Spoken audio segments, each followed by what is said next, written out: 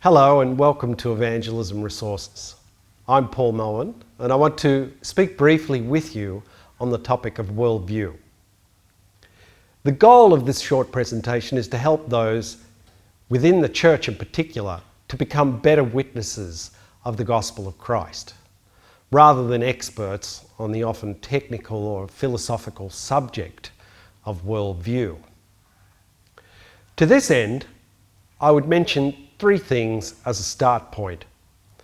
First, that the good witness is well versed in the biblical worldview. This is primary. Second, that a personal congruence or integrity is forming between the biblical worldview and the individual person who is supposedly representing it. There needs to be some consistency there. Third, that some respectful awareness of differing worldviews is helpful to know for the purpose of awareness when approaching other people with the gospel. Some of the reactions we might get from a presentation of the biblical worldview, which includes the gospel of course, should not be a surprise to us, and we should be prepared.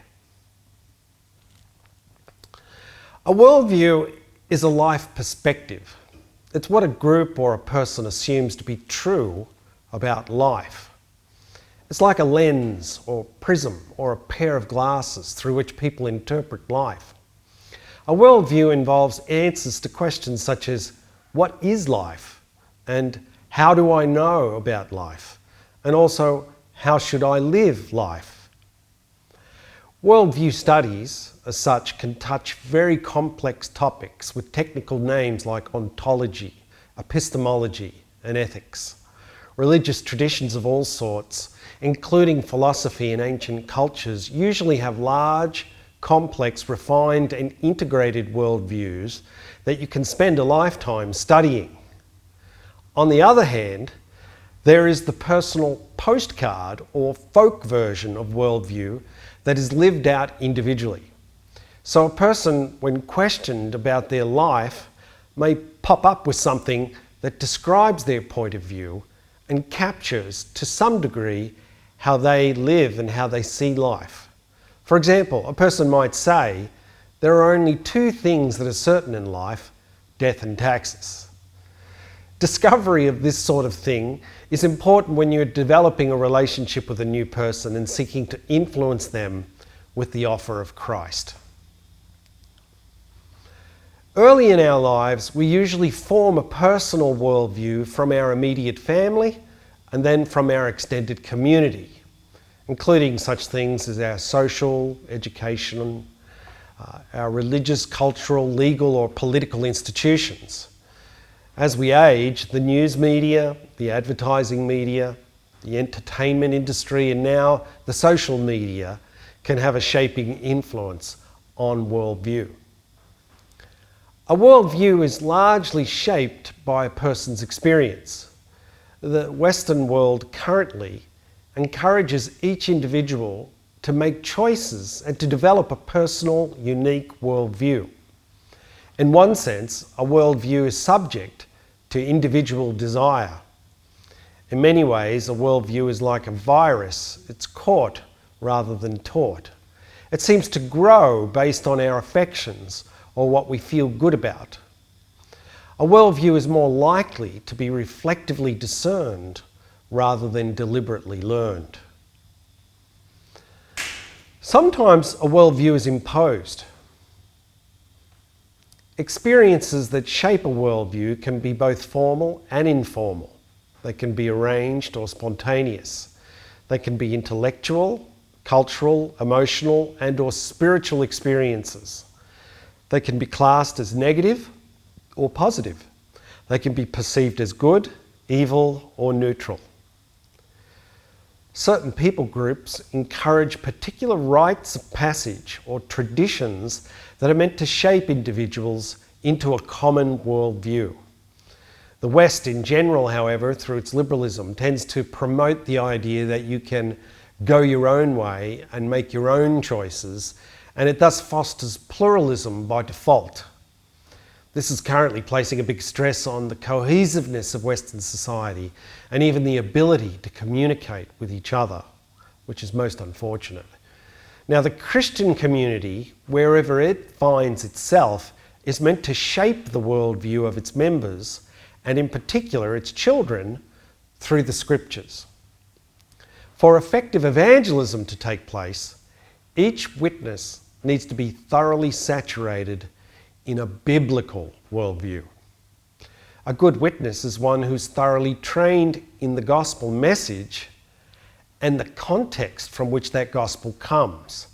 That is, the worldview of the Bible. It's said that a bank teller knows a forgery not because they study forged notes, but because they handle the true notes every day. And this principle applies to us as witnesses. To be able to communicate the gospel is to portray faithfully the biblical world or the biblical view of four particular things. First, God's nature. Second, human nature. Third, the unique nature and work of Jesus Christ. And fourth, the way of life now called for by God as a response to Him sending His Son. God has provided for human beings to come to Him and to enjoy His company. That way follows these lines. God welcomes those who will seek Him by the grace He's provided, as long as they put their trust in His Son, Jesus Christ of Nazareth. Without labouring the point too much, those that would announce the gospel should live consistently according to it. As a witness, we live in the light of the love and holiness of God. We live in a humbled state, knowing our own brokenness and alienation from God. We live in the light of the miraculous and historical Christ event, and we walk in the way already trodden by Christ and His disciples. I believe it is possible, for training purposes in evangelism, to simplify worldviews into three distinct possibilities. To have these in the back of our mind as we approach other people is useful preparation. The first worldview, a common one in ancient tribal groups, is that life is spiritual, that is, animism. The second possible view is that life is both spiritual and physical, that is, theism. The third possible option is that life is simply and only physical, that is, atheism. The Christian worldview holds to a Trinitarian theism. It's the unique biblical worldview. It is summarized in the Apostles' and Nicene creeds. It should be found, at least in summary form, in the gospel tracts that we use. It's what I call a canonical perspective.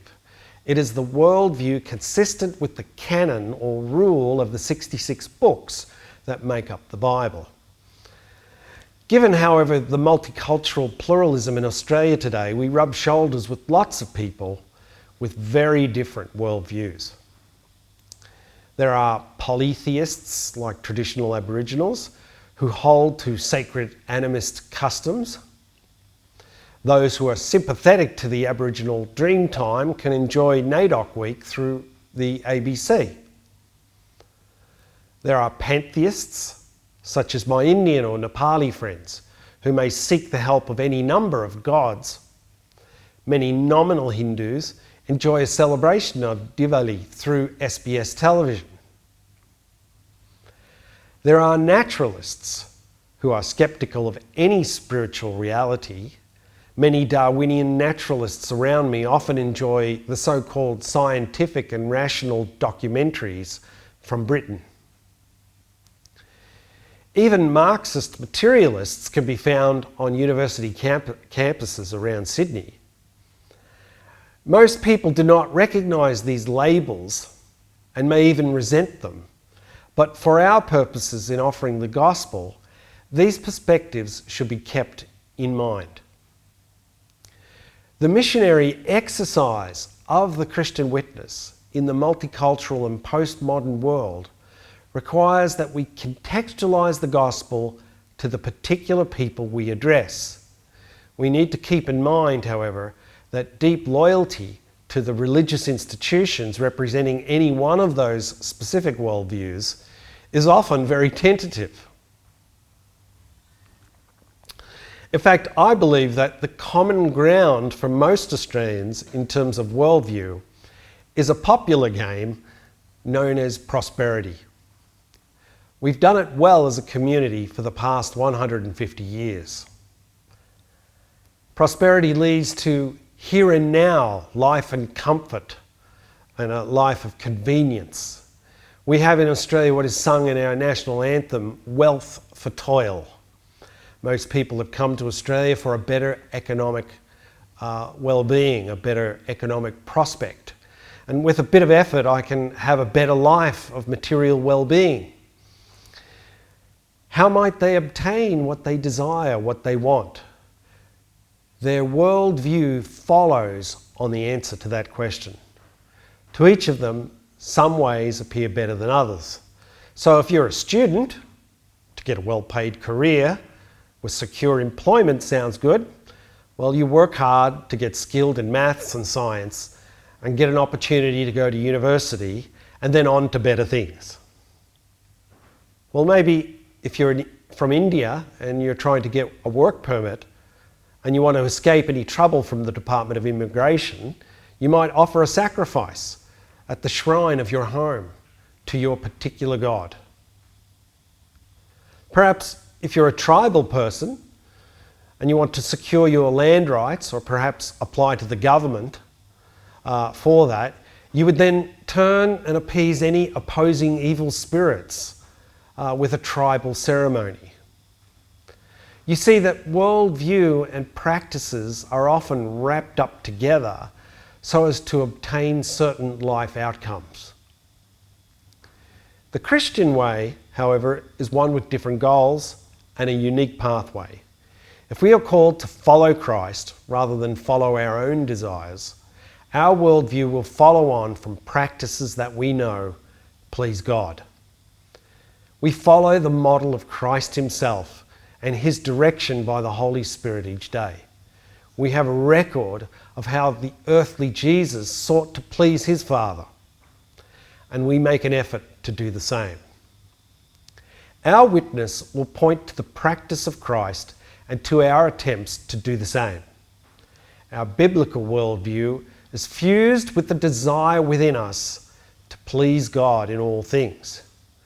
For those who claim to be agnostic and sit on the fence regarding metaphysics, like many Australians I know, they must sit on the fence that borders with either animism or theism. And so a conversation with them can start from the point of which fence they're most likely to be sitting on. In summation, to be prepared to witness, you must know the key elements of the Christian worldview to be able to demonstrate that reality in your own life, to be able to navigate and appreciate others' worldviews, other person's worldviews, so as to engage with them meaningfully and ideally continue on to have an opportunity to lead them in understanding the Christian worldview. Thanks for watching.